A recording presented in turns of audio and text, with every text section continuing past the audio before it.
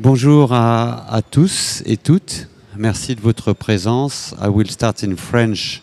I started in French and I will follow in English because it's an English talk. I am Vincent Marcilassi, director of Picto Foundation, the foundation linked to Pictolab, a photo lab founded in 1950. And 7 years ago, together with Paris Photo and SNCF Gare Connexion, we created this program, Carte Blanche étudiants, Carte Blanche students, which select each year 4 European students or NDIC students for their work and for one of their projects, and to attend Paris Photo and to have the possibility to present their portfolio to the audience. So I am glad to welcome this year 4 of them. You will have the opportunity to speak with them. Maybe you already saw their portfolios. There is a place just before the publishing corridor where you can have a look to their portfolio after the talk. So to begin, I will ask Toma Gerzha to join me. Hi, Toma. Hi. Yeah, it's working. Hi. Does it work? It's working. 1, 2, 3. It should work. Does it? Yeah, Yes. it's working. It's okay. So thank you for be the first one. It's not easy to be the first. And so you are coming from Gerrit Wedveld Academy in Netherlands. You are born in Russia. You are born in Russia. Yes. And you made many things, but you are here to present and to talk about a project called Control Refresh. Yes. Which is a personal project you made, and you have the chance to publish it. And actually, this book was quite awarded already. So maybe you can speak about this project, which is very, at the same time, personal and political, and which has a specific, as we will see, photographic aspects. Yes, this project started in 2021 as a research project on young people in Russia, on their life in small cities, their growing up process. And it became a big documentary project about the influence of war on the lives of those young people. And this book was eventually published by the Sky Connection, and it's available at booth L04. And also visible at the Photo Book Awards from Aperture. And I'm presenting also a side project at the Carte Blanche étudiants stand. And I will talk more about this side project this time. These are 2 projects that are interrelated, but not fully part of each other, I would say. And the main theme that I want to address today is how a documentary project can become a database for artificial intelligence. The book that I have made contains documentary pictures of Russia and the changing circumstances. And this project eventually started in 2021, when I was traveling through small cities and exploring and photographing young people. I found them on social media and I explored their lives, and I was traveling for a year alone when I was 17, so I photographed my age mates. And eventually when the project started, when the war started, the project got to stop, and I didn't know if it would be ethical to continue to photograph young people in Russia during the war. And eventually I had an archive of thousands of pictures. But at this time you're still in Russia, or did you left Russia? Yes, when I was born in Russia, and when I was 5, my parents moved to the Netherlands, so I grew up in Europe. And that's how my interest in Russian youth also evolved eventually. And for this project, I was traveling back and forth. My grandmother also lives in Russia, so it was more easy for me. And I also speak Russian fluently, so I have my own advantages. And when the war started, I got back to Amsterdam and stopped the project. I was thinking of what should I do with the archive and how can I stay productive with this project. How many pictures at this time? Couple of thousands, a lot, and I had to sort them in some way, and I was thinking of what should I do, because I wanted to continue, but I didn't know in which way. And eventually, in 2022, I decided to sort the pictures. And the pictures, yes, I selected several pictures and tried to make sequences, probably zines, small mini publications. The final book form wasn't there at that point. And then, at the beginning of 2022, artificial intelligence just came up. Not the textual artificial intelligence models, those were before, but the artificial models that could work with images and could decode images. And eventually, those machines could create new imagery.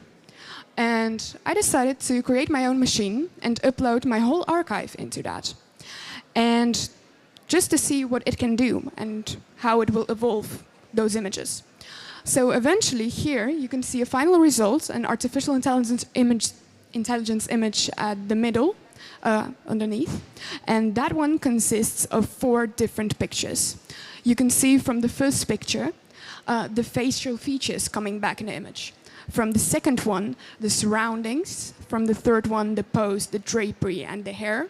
And from the last one, the trees, the greens and the camera settings. And eventually, that was a great way to select my favorite images and try how they can mix together. So I did that for some time. And artificial intelligence can be a tool in the creation of images, but it's only a tool. It doesn't work without human input. So the first results you will get would be very glitchy and not really realistic. So it takes some time, and for each image, you as a photographer work on the decoding and trying to train the machine to understand the images that you put in it. And eventually I created more and more pictures that were absolutely related to the work I made, but were not real. A surrounding world that comes back from memories from the pictures, but doesn't exist in real life. And that's how I made a plan for my further travelings, for the further things that I wanted to photograph, and create an eventual plan of how I could return to Russia and finish my projects. In 2022, at the end of the year, I returned to Russia and eventually worked on the finishing stages of the project. And I photographed young people there and how the war eventually crushed their lives and their changes and their growing-up process during that period. And so what's the step of the artificial images? What does it mean? I mean, you know, is it a portrait of reality or is it something fictional to you at the end? It is an artificial reality that you create. It's kind of a fairy tale that you build as an image maker. And I wanted to underline that the artificial machine that I used in this case didn't have any additional information from the internet or any other textual information, only my own imagery. So it kind of learned from them. And the world that it creates is also fully based on the documentary project I made. And within the book is fully documentary. There are no artificial intelligence images, but artificial intelligence helped me to stay productive within this project and create a further plan for the images sorting. Or did you choose in the book to mix real images and artificial images? The book only contains documentary photography, so only film photographs. It doesn't contain any of the artificial intelligence images I talked about. And because I still think that journalistic photography in this kind of project isn't right to mix with artificial intelligence. It can be nice in some projects, but for this one I decided to make it as documentary as possible, and it's a big photojournalistic work. And you did this work only in Russia, or did you do it also in other East European countries? I traveled through Eastern Europe, so I also photographed Latvia, Lithuania, etc. But this book only contains Russia and focuses on youth in Russia, because I feel that I have more understanding of Russian youth than, for example, of Latvian youth, because I still exist in between the two kind of cultures. Growing up in Amsterdam, you're surrounded by a Dutch-speaking community. You go to a Dutch school, but at the same time you use social media and your parents, you speak with them in Russian. So kind of a mix of the both worlds that I grew up in it, and that's how I can kind of relate to Russian-speaking youth and youth living in Russia. And it's interesting in the book because there is two things we can note. It's kind of a disordered layout. You know, everything is mixed in different format of images, and text caption or text situation of each images is quite important. So, how did you build the story with the book? The first point, I wanted to explain to the Western European community some contextual information to understand the culture in Russia, and not the touristic information that you would probably get when you're visiting Moscow, but more contextually important historical information from the recent Russian history after the fall of the Soviet Union, to understand why people make certain choices, why young people make certain choices, what surrounds them, and what their daily life is. And the book provides a timeline underneath at the pages, and this timeline features the news events that happened during the past 3 years, eventually starting after COVID, the first things that happened there, and ending with 2023, with November 2023, when, for example, all the rights of the LGBTQ community were banned. Can you speak also about these red images Yes. at the bottom of the pages? Those provide the timeline and the contextually needed information to understand certain things, to understand certain cultures. I also explored the sex and drug culture in Russia and give some examples of the things that are happening there, and trying to explain that as easy as possible to a Western European, to an American, to somebody who hasn't been in Russia and hasn't even thought about those things existing. And on your documentary approach, did you observe a difference on young people between before the war and after the war? In 2021, my main focus was the generational conflict between young people and older people, especially in smaller cities that's more visible. Older people are more traditional and kind of trying to make everything look stable, and the main goal in life is stability. And for young people, they try to get away from those cities and try to have a better future for themselves. So I was exploring that, and eventually when the war started, my main project switched more to the changes that the war brought with it, and the changes for young people, their lifestyle, and initially their choices, how they would deal with it. And so I don't know if it's the first time you are at Paris Photo. Did you come already there? To exhibit or to present your work? Is it the first time? Last year I was visible at the online viewing gallery, and it is the first time actually presenting things at Paris Photo. So what about this experience? Interesting. I didn't know that it would be kind of like this. I had, I think, another image in my mind, but I really like it. It's nice to tell people about the project and to explain things to them that they, I think, wouldn't ask at the first sight when they just were seeing the work. But when you as an artist are there, you can give an explanation and provide more context on it. Excellent. Okay, so thank you very much for your sharing your experience, and your book is really wonderful, very exciting. And so we can meet you at the Carte Blanche space. As well, we can find also your book at which booth? The Air Sky Connection L4. L4, okay. So thank you very much. Thank you. Yeah.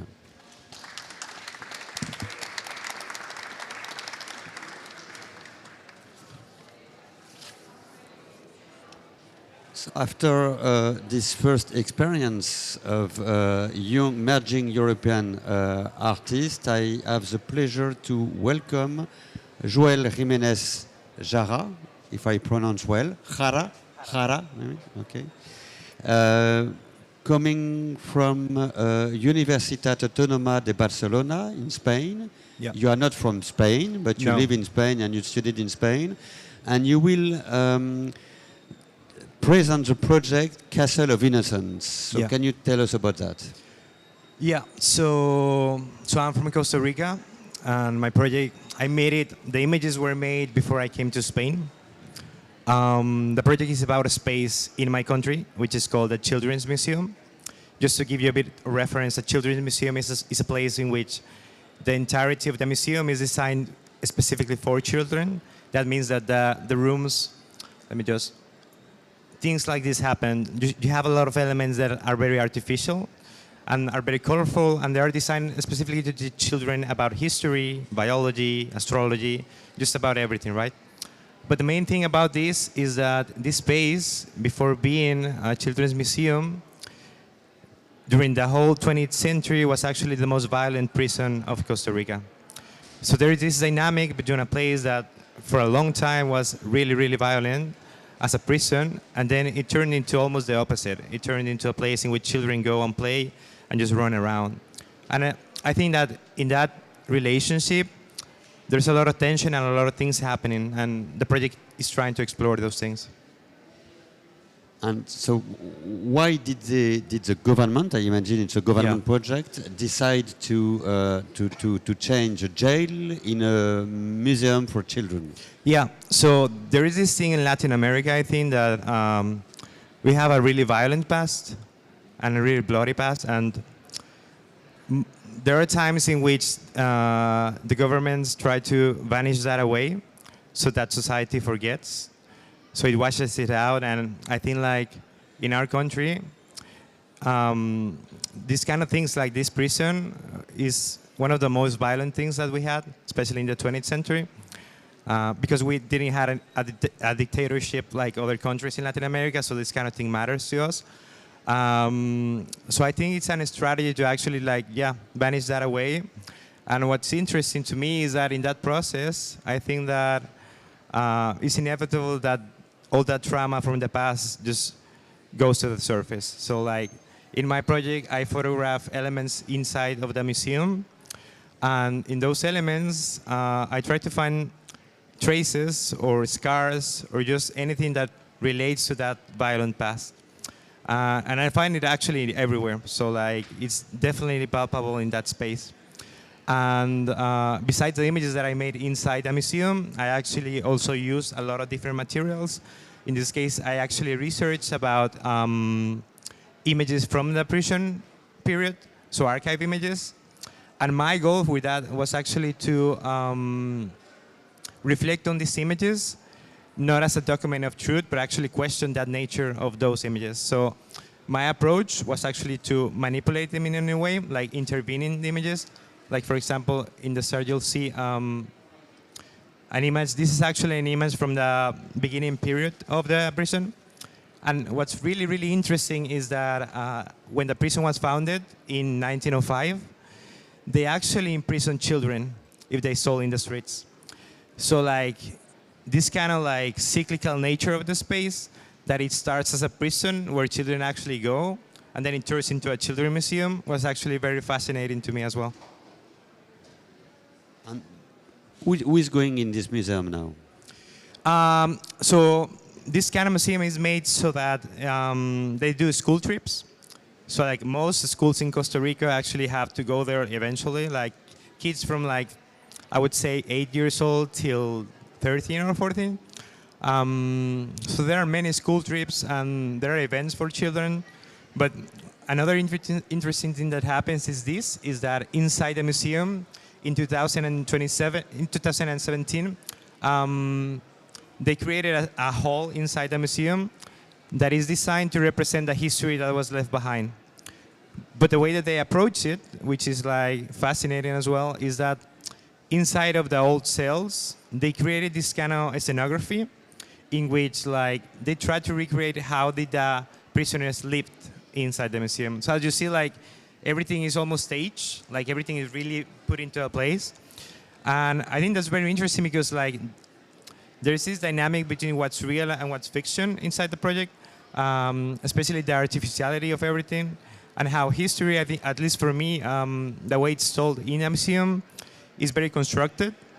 Like there's this kind of thing like people think that history is subjective, and I think the project questions that fact and says that history is actually something someone tells, and within that, you left a lot of things behind as well. How long did you work on this project?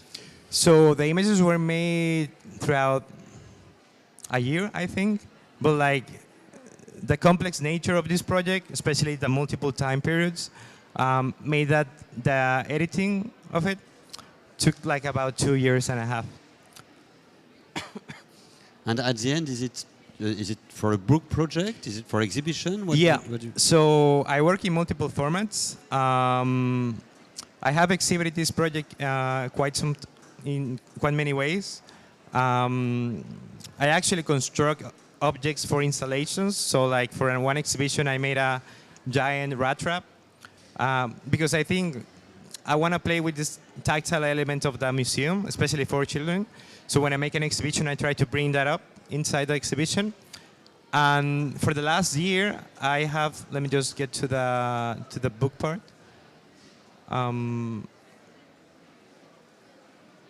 So you see there are many elements that are very bizarre inside the place. It's part of the nature of the museum as well. Even it's very frightening for children. Yeah, no? exactly. So you would imagine it would be very like passive and very like easy, but like this kind of elements exist. And for example, inside the museum, there is this, which is actually like a laboratory that is of serpent venom. So things that really don't make sense, and they're quite funny, but at the same time, they're really scary at the same time. So yeah, I'm just gonna get to the book part.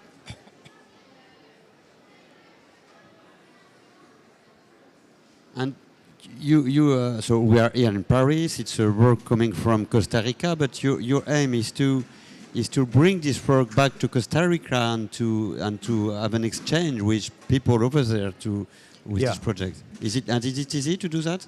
So I think like there's a universal nature with my project. The fact that in every country there's history that is being forgotten or being manipulated as well.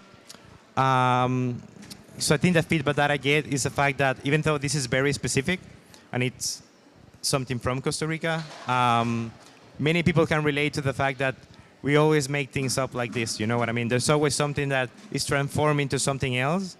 And in that process, a lot of things happen, especially related to power and hierarchy. I am sorry because behind you there is also, I think, a children's Yeah, museum. no, it's perfect. So it's like very, it's like very noisy. It's like the best stage to Yeah. actually do this. Yeah. What you're seeing is the images of the project. Like you see, I have also made layers within the archive, so like bringing together multiple time periods as well, and these kind of elements as well. Okay, maybe someone will have the idea to ask them to make some less noise. Hopefully, behind we'll see. As I asked before, what about your experience at Paris Photo? So the thing for me is like I said, throughout the last year, I made a photo book dummy, and my ultimate goal is actually to make it like published. This is the dummy that I was talking about. For the dummy, I actually borrowed elements from children's books. So you see that cover is very colorful, like a fantasy book as well. And inside the book, there are elements that are also interactive, because what I think is the best thing about children's book is that you can interact with them. So I use the images as something that can also like add those layers. So here in Paris Photo, I have been like exchanging with people, publishers, just people around just to see the dummy. And I think it's a great opportunity to actually get in touch with those publishers and to see if in the future something else happens. Yeah. And did you also present before this dummy to Dummy Awards? Yeah, I have been shortlisted. Last year I was shortlisted for the Book Award in Image Bébé and a different shortlist as well. So like it's a process, I think. You just have to like keep going until eventually it happens. So you show that Image Bébé as a booth on the balcony, so you can go back to see them. Yeah. And to no, insist absolutely. That's the with thing. them. Like this kind of thing at Paris Photo, the right people are here to actually see the book. So like I'm really trying to take advantage of this moment. Yeah. Merci beaucoup, Joël. Thanks very Thank much, you. Joël. And hopefully, so you can have the opportunity to see your dummy and to see your portfolio over there on the Carte Blanche Students' Place. Thank you very much. Thank you.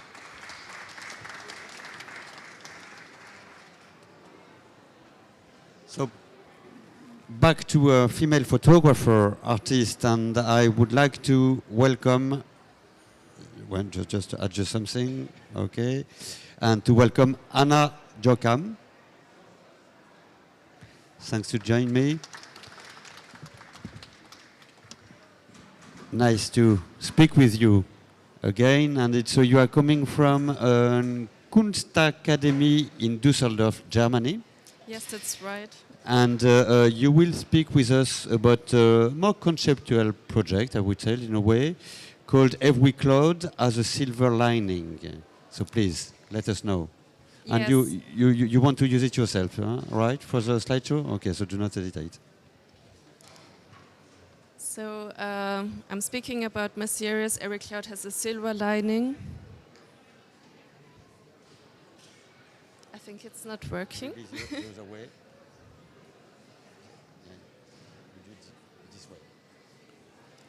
So I'm born in Austria, and I've learned to be a photographer and a multimedia artist there. And I moved to Germany later and studied photography at the Folkwang University of the Arts. Finished it and later got to the Kunstakademie Düsseldorf, and I'm studying fine arts there.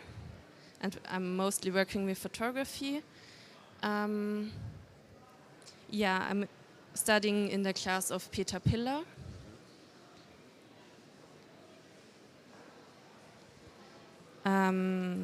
Yeah, my series is about the manipulation in photography in general. Like if you think about Robert Capper's picture of the falling soldier, who got shot in the moment as the picture was taken. Yeah, it's really interesting for me to think about that it got staged, and there are also press paintings in news magazines from the early beginning of photography who got overpainted, edited, and kind of manipulated from the original. And I wanted to work with in this series and worked a lot of photocopying. It's scanning and photocopying, no? Yes, like I shooted the original photographies analog, black and white, small format, and it shows pictures of my daily life. And then later I got scanned them and printed them, scanned it, printed them like a really often, and some grids are appearing, which I found really interesting. And when you scan or photocopy them, you at the same time sometimes you move them. Yes, sometimes I move so this them. is what we can see. Sometimes we can find on the images, but why this practice? Why what are you looking for doing that? Maybe you don't know what you are looking for, and you get something. But what's going on? I find it interesting to have the combination about the one-to-one images, like how they are shooted, and the combination about the grids who are appearing. And I think it says a lot about our, how we treat photography in the way with AI art right now. Like we are thinking about the manipulation in photography right now. So which pictures are manipulated, which not. Maybe we tag them on Instagram or so. And yeah. So actually, we couldn't reproduce your image on Instagram. So you create images that can't be read really on a screen, because it's blurred. No.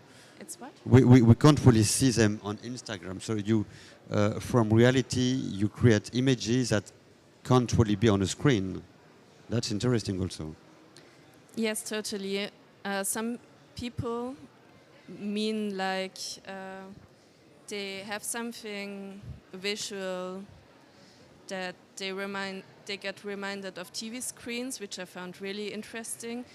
And I really like in this series that some pictures are looking older than they are. Exactly, like some look like they are from a newspaper, maybe out of the 50s. And I really like this form of showing. So each image at the beginning is nearly a documentary photography or a personal photography, something real. And so you will, most of the time, you will make disappear this reality. So it's getting something more fictional or conceptual or abstract.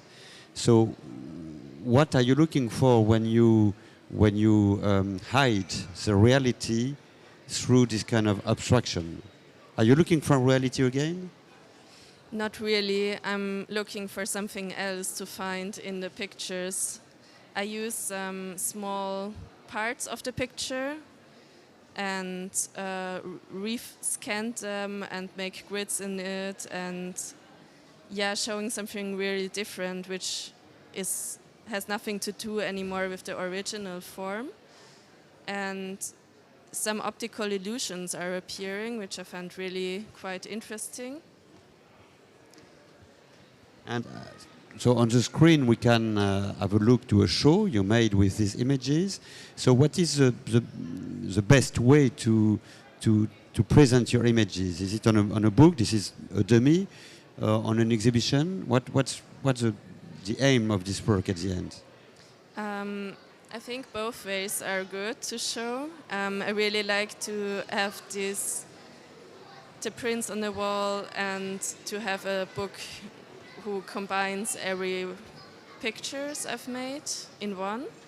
I think it's really nice to have it in an exhibition space, because if you stand in front of it, the optical illusion appears more. And so is it the first time you came to Paris Photo? Yes, it's the first time for me to visit. As Paris a Photo. visitor as well as an artist? Yes. And what about this experience? Sorry? What about the experience? It's a really great experience to be here and to show my work to such an audience like here. Mm-hmm. So what were you looking for and what did you find? I was looking for to get to know a lot of people, to make new contacts, and it turns out really well. Mm-hmm. And maybe also feedback about your work. It's interesting because you have a work which is really based on research, on experimental research. So maybe it must be interesting for you to have some feedback about, artists themselves or historians or curators. Or did you get that? Yeah, I did get that, and it was really good for my work to think in a different way about it again. I get through some pictures now.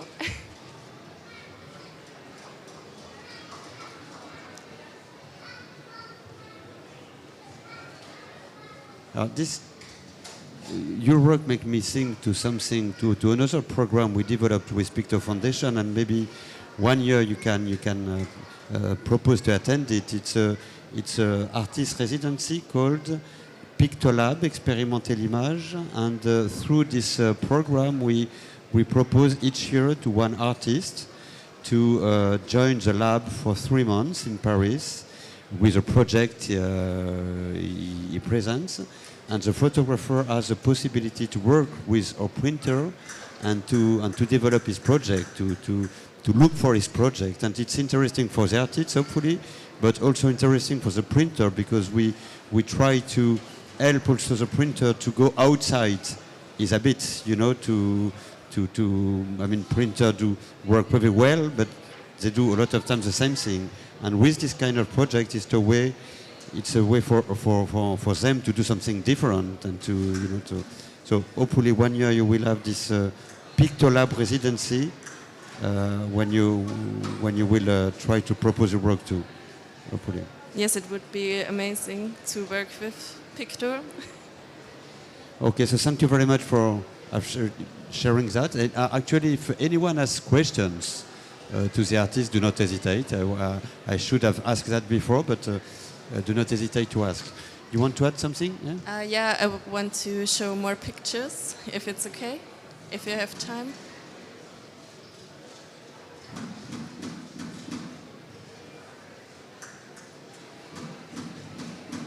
What kind of print do you do at the end? Prints? What kind of print do you do to present them when you do shows? what is it? Inkjet? Is it analogy? Yeah, I use inkjet paper to print on it, and they are inkjet prints. I've also made a book dummy, and I want to get the series published. I This is a book dummy. Yeah. Yeah. Okay. I hand binded it by myself. And you can take a look. So thank you very much. Okay, thank you. Thank you very much, Anna. And take it, and I will take this. And again, you can, all of you, have a look to her work on the Carte Blanche students' room. Last but not least, as we say in English, I will have the pleasure to welcome with us Alice Poyzer, if I say well your name. Hi, hello. Hi.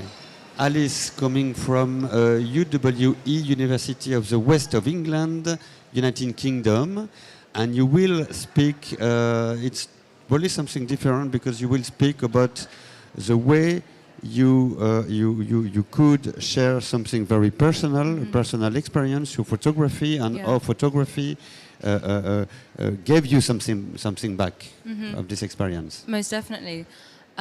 So the project that won me the Carte Blanche Award is my ongoing body of work, Other Joys.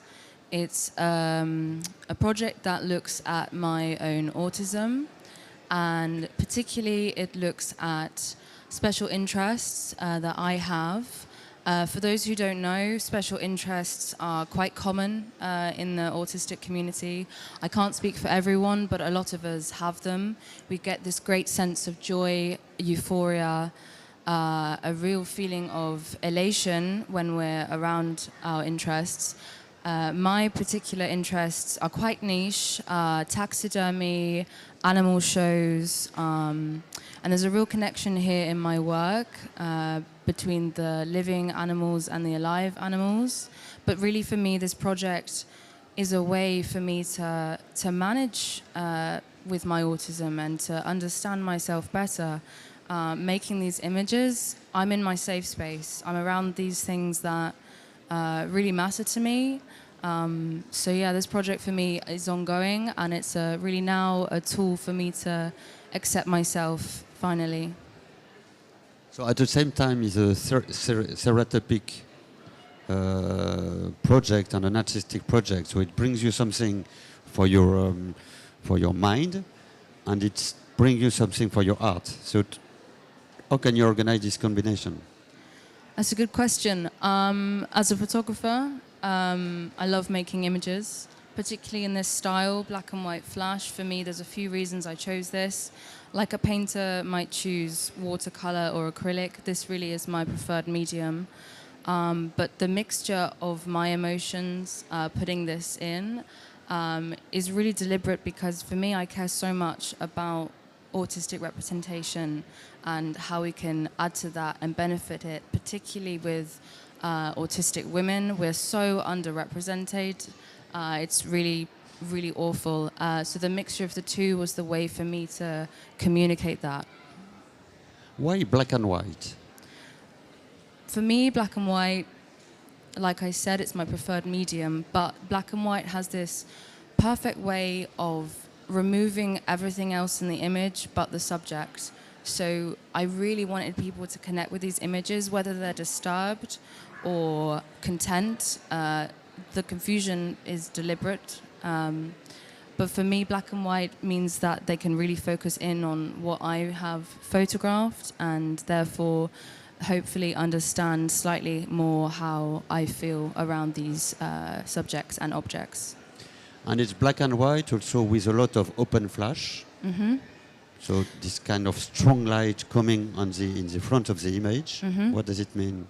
This is done for a few reasons. Throughout the body of work, there's constant comments on my own autistic traits.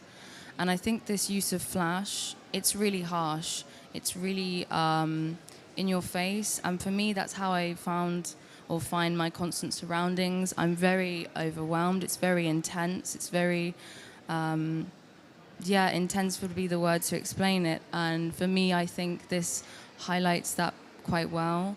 But again, I think there also is this surreal feeling with Black and White Flash.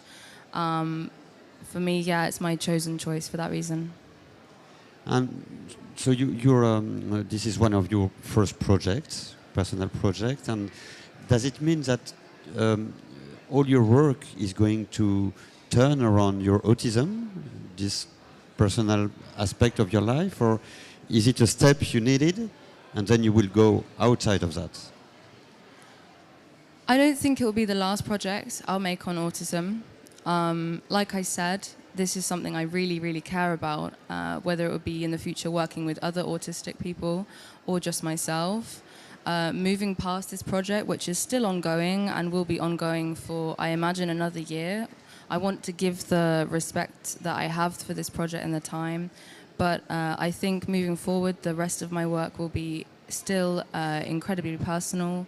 I have in mind to do a project on my dad and the frankly terrible relationship we have. But again, like this work and this body of work, using photography as a way to build our relationship.